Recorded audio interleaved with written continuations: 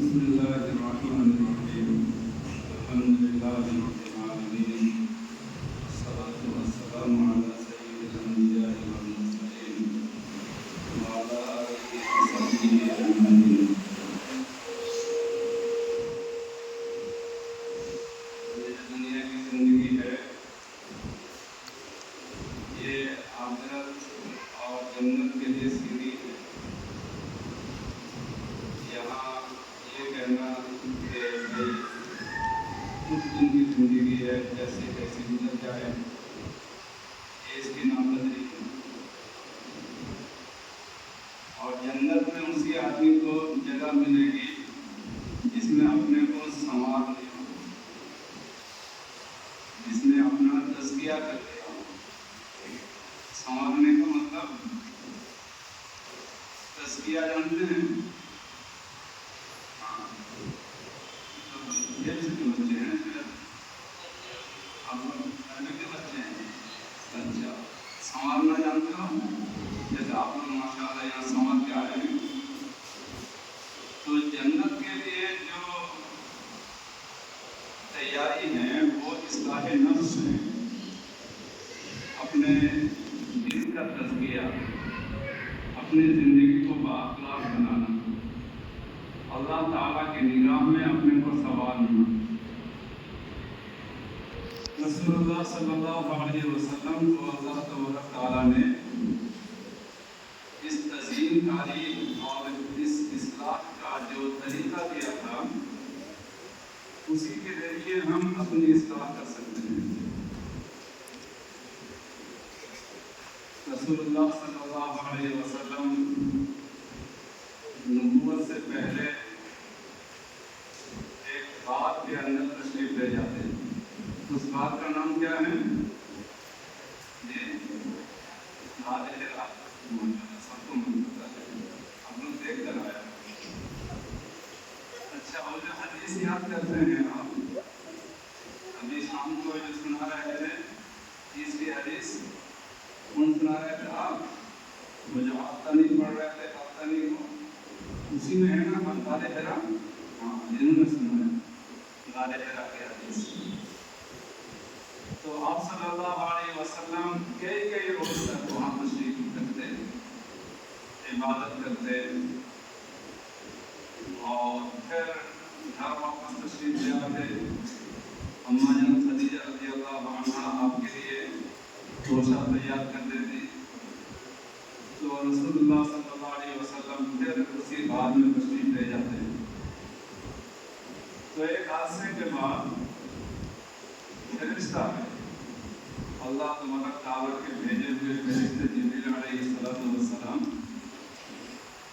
اور آپ سے فرمایا کہ کیا فرمایا؟ ہاں، پڑھو. کیا فرمایا؟ پڑھو. یہ تو عرب سے آئے ہیں، اس لیے یہ طرح پڑھ رہے ہیں. نبی کریم صلی اللہ علیہ وسلم بھی عربی تھے، تو جبریل امین نے عربی ہی میں فرمایا تھا، جس کا اردو میں ترجمہ کیا ہے؟ پڑھو. آپ بھی ترجمہ پڑھ رہے ہو نا؟ ہاں، پڑھو. تو آپ صلی اللہ علیہ وسلم نے فرمایا کہ میں تو پڑھا ہوا نہیں ہوں. آپ نے کیا فرمایا؟ نہیں، آپ نے تو فرمایا معنی کی تعلیم. میں اردو میں بولوں گا، آپ اس کو عربی میں بولیں گے، ٹھیک ہے؟ تو رسول اللہ صلی اللہ علیہ وسلم نے کیا فرمایا؟ میں تو پڑھا ہوا نہیں ہوں. تو جبریل علیہ السلام نے آپ کو پکڑ لیا، معاملہ کیا، اپنے سے ملایا. اللہ کے رسول نے جو فرمایا فَأَخَذَنِي فَقَبَّنِي، مجھے دبوچا جس کو کہتے ہیں، بہت زور سے. اس کے بعد چھوڑا اور پھر کیا حکم دیا؟ پھر حکم دیا پڑھو. تو آپ صلی اللہ علیہ وسلم نے دوبارہ یہی جواب دیا کہ میں تو پڑھا ہوا نہیں ہوں. تو پھر انہوں نے دبایا اور چھوڑ کر فرمایا کہ پڑھو.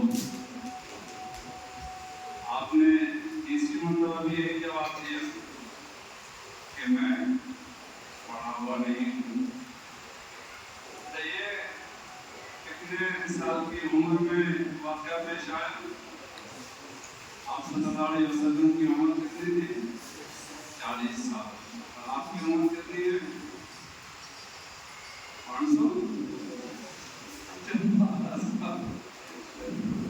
कुछ लोग कहते हैं कि हमारे तो उम्र नहीं है पढ़ने की, यानी 25-26 या 30-40 साल जब हो जाते हैं ना आजकल के लोगों के, क्या कहते हैं वो कि अब तो हमारे पढ़ने का वक्त नहीं रहा।